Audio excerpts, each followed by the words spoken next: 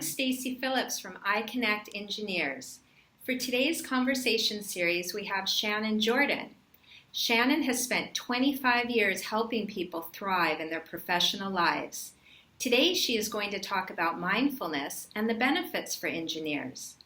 Shannon holds a BA in business, an MA in counseling, is a board-certified coach, and founder of the Career Ingenuity Group. She is also one of only 100 Search Inside Yourself certified teachers around the globe.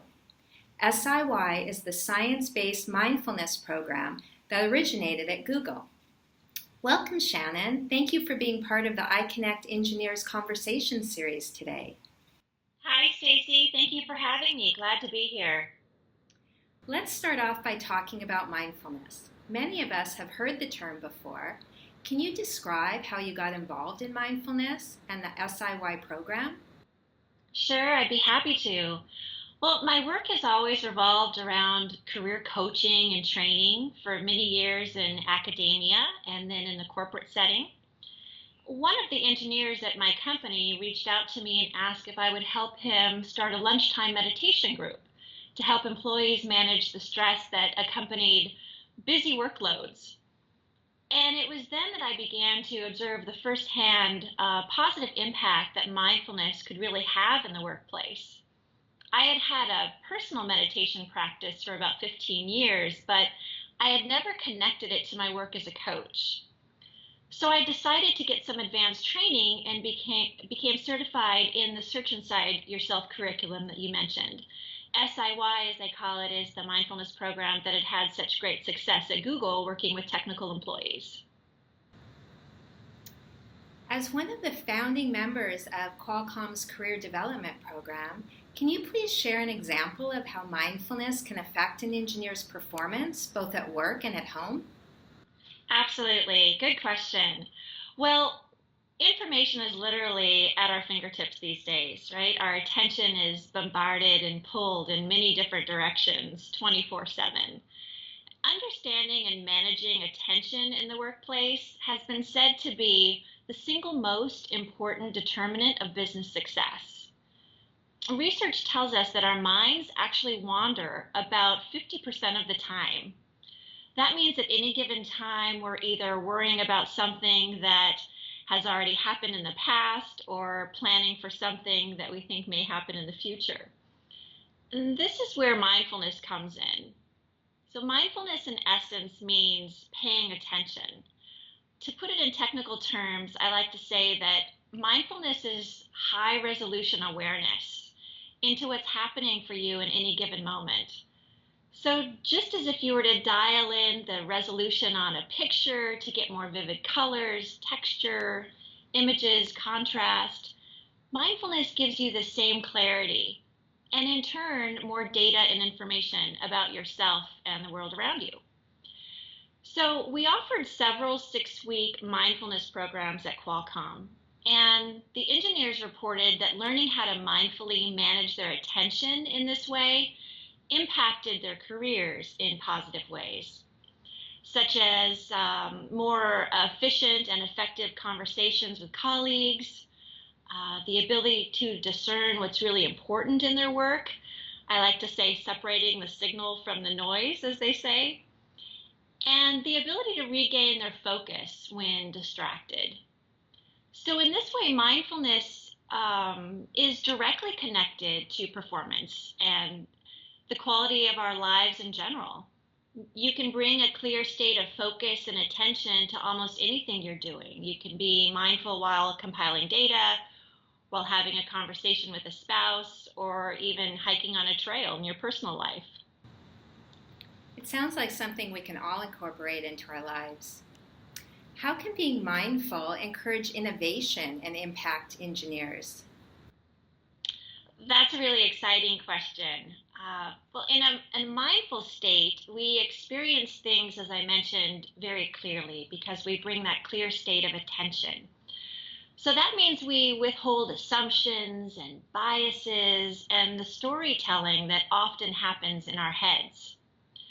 Research around creativity has shown that the most insightful people aren't necessarily more brilliant than anyone else, but they tend to be really aware, really mindful of when they need to stop a particular thought loop and start thinking about a problem in a new and innovative way.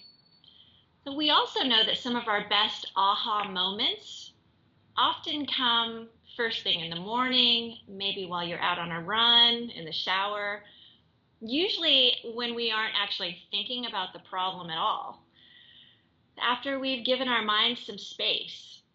So this space increases the likelihood that a true innovative solution might come to us. And in this way, we like to say presence of mind leads to creative ideas. In your article, Mindfulness, What's All the Hype About?, you often talk about emotional intelligence. What is emotional intelligence, and how does it relate to mindfulness?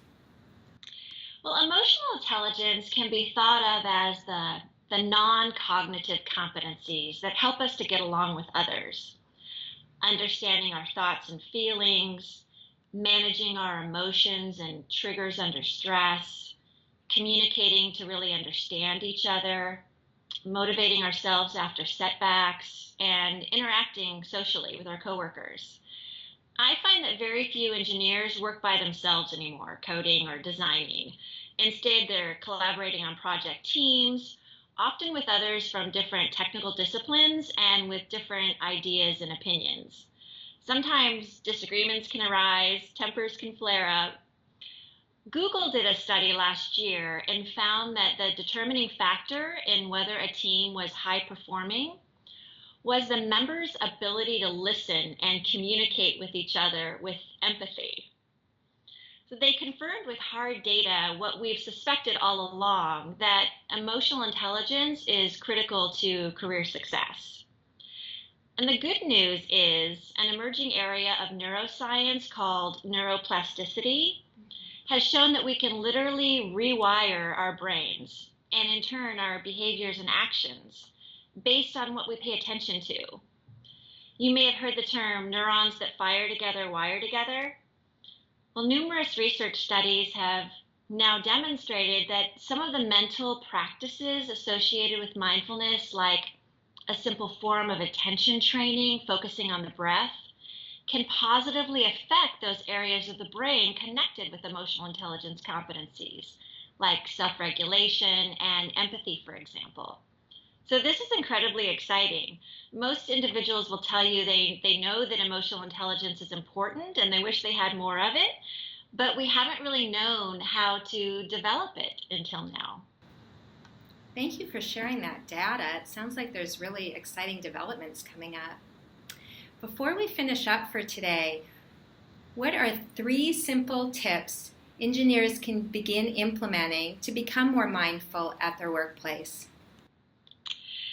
Well, for engineers, the first thing I'd recommend is doing a little experiment. Set a timer for maybe 45 seconds and try to focus on a single memory or thought. And most people find that their minds will start wandering pretty soon, and that's perfectly normal.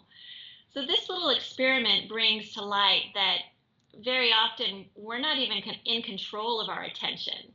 So just recognizing that is a really important first step.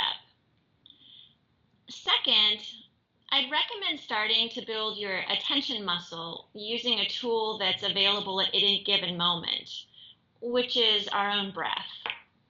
Finding 10 minutes during your day to focus your attention on your breath.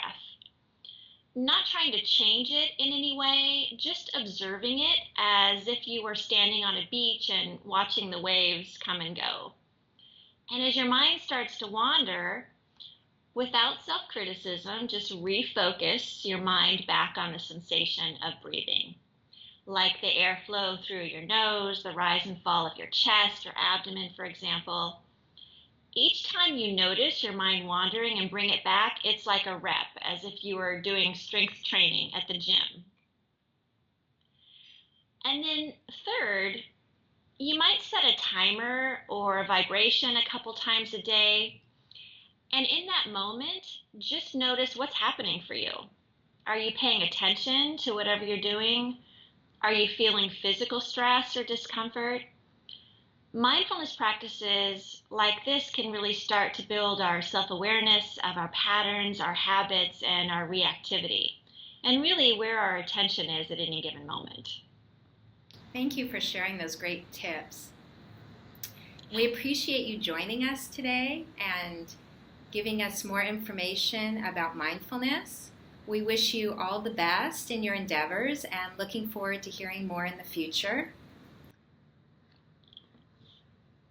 Thanks so much for having me, Stacy. Glad to be here.